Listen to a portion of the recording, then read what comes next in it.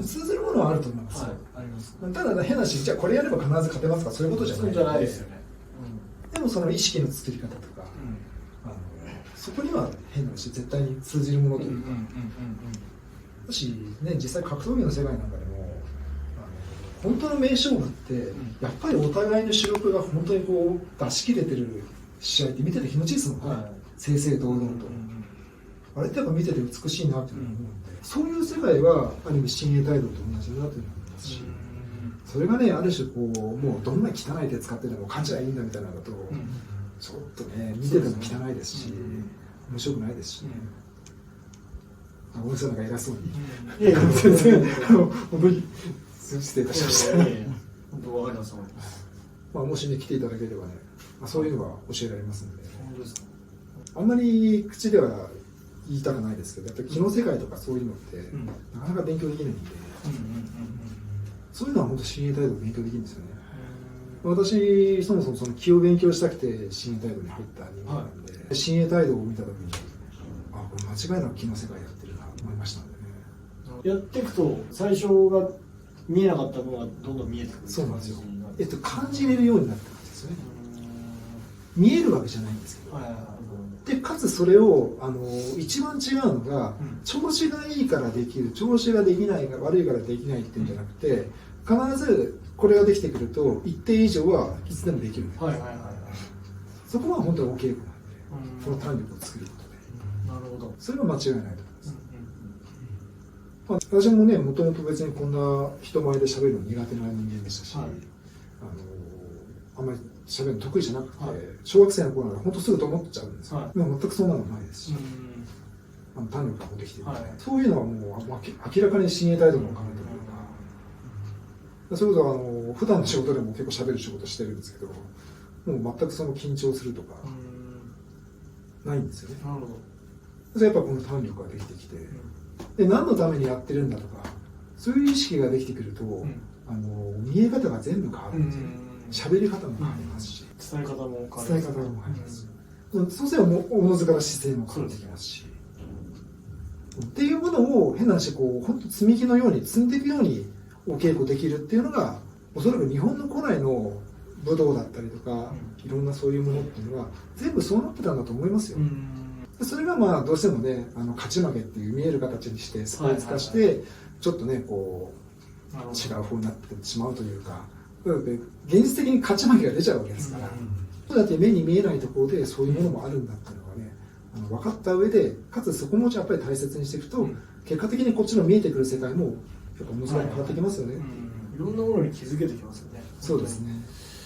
それをすごくもうここのずっと実感できてるというか、最近、そういうのをやっぱ伝えていきたいなっていうのも自分も思ってますし、いやできると思いますよ。天心さんの試合って基本的にそういう試合ばっかだなと私は思ってますし、見てる人をある種こう勇気づけるし、楽しくさせる試合なので。先ほどその言ってもらったなんか感性だけじゃなくっていうのは、あれはどういうことなんですかね。ですからその変な話、目に見えない気の世界というか、そういったものをもっと具体的なところで自分の中に落とし込むんですよ。それを確信に変えていくんですね。なるほど。でもっと言っちゃうと、親衛態度なんかでもよく言ってるのが、もう自分の宇宙を描くんですよ。で相手もそこに巻き込んでいくんですよ。なるほど。だから合わせるとかじゃなくて、もうそんなレベルじゃないんですよ。なるほど。合わせるなんじゃないです。もうすべて我が宇宙であり、我が世界であり。そういうことですね。だから変な話、そんなに私ごめんなさい、上島森平先生のことをそんなに知らないですけど、一つでもすごく納得するのが、私は宇宙ですね。私も宇宙です。その通りだなと思うんですよ。なるほど。そこまで持ってきたいですよね。僕普通に生きてる時はそれなんですよ。僕、自分が宇宙なんですけど、格闘技となると、そうですよね。まだ探してるというか、こう格闘技に確信持っちゃダメだなって自分の中で思ってて、過信になっちゃったりとか、それが確信になってて、ずれた時がっていうのがあって、それをずっと毎日探してるっていう感じなのかなっていうのを思ってたんですけど、まさにそこを親衛態度だと胆力の問題にしてるんですよ。その胆力を作ってどんな場面でもそれが実践できるようにしましょうっていうのをお稽古してるんで、なるほど。なんで緊張するのかって話なんですよ。うんでそれってやっぱり結局この試合に勝ちたいとか、もしくは自分の 100% の力を出したいとか、でもそれって全部欲望なんですよ、力得じゃないんですよ。とは力得っていうところに置くと全部流れちゃう。なるほど。ある種普段の動きがはいそのまま出せる、うわ、わかります。僕あんま緊張しなくて、最初すごいしてたんですけど、本当やっぱやるたびになんかこう、慣れじゃないですけど、こう自分で理解できてくるというか、やっぱ試合と同様、練習の時もその試合と同じ姿勢で挑んでるので、緊張があんまないというか、だからその東京ドームで6万人の前で試合した時も、こんなもんかみたいな、そのぐらいの余裕もありましたし、でもそれはやっぱそうですね。でもそれがじゃあ次の場面を出せるかっていうのが違う話なんですよね。そこでだから胆力の話なんですね。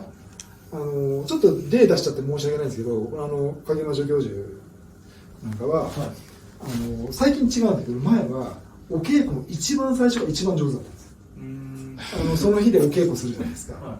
で見本を見せて最初の稽古する時の動きが一番上手で、じゃあもう1回って2回目3回目って組んでいくとどんどんダメになっちゃう。そういう人いますよね。最初が一番いいんですよ。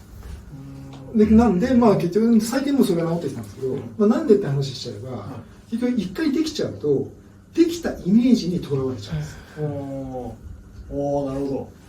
その要するにあの時ああいうふうにできたっていうのにとらわれるんですよ。でそれを今度再現しようとするんですよ。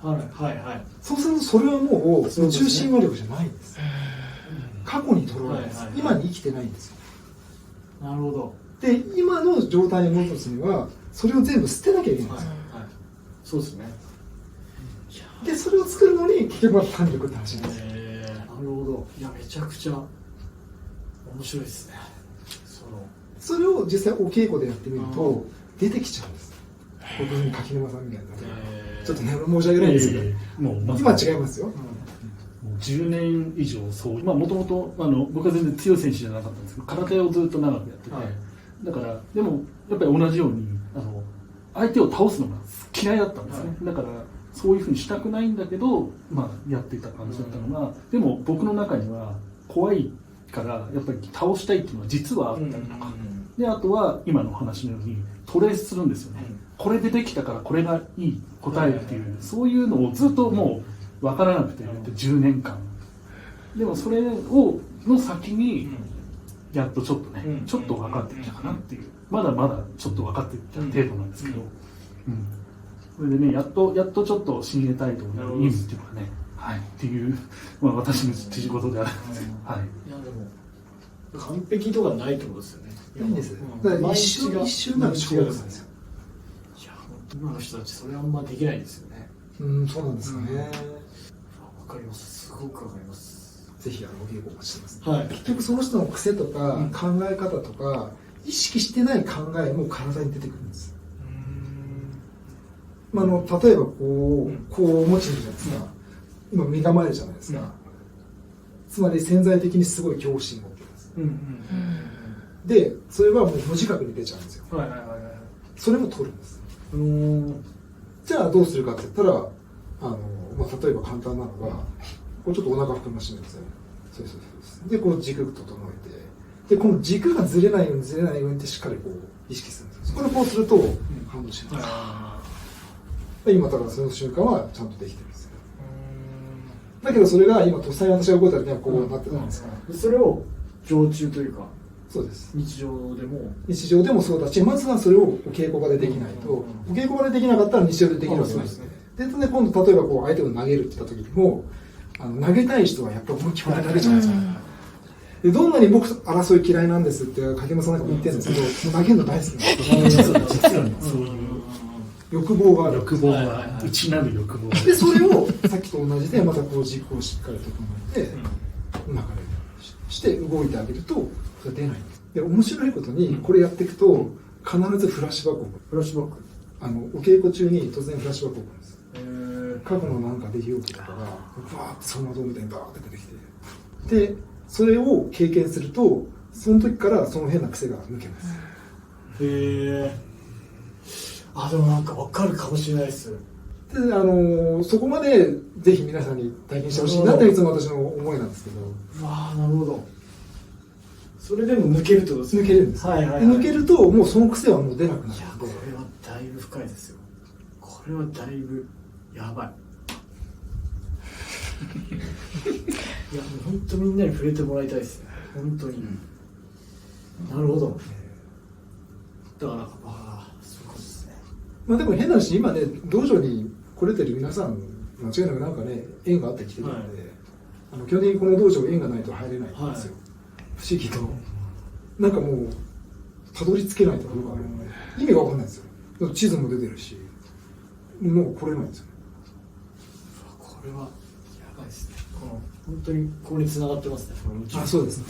神話にトラウマとかもやっぱそういうの過去のとかあるじゃないですか。やっぱこう抜けるっていうのはこことこう同調しないとというか。そうなんですよ。ここと同調するとそうですよね。抜けていくんです。そうですよ。だからまさにその生成回復の実態っていう言葉がその通りだなってなんですよ。だからもう型とかじゃないってことですよね。型じゃない。はいはいはい。そこが抜ければ全部変わる。全部変わる。姿勢から何から全部変わる。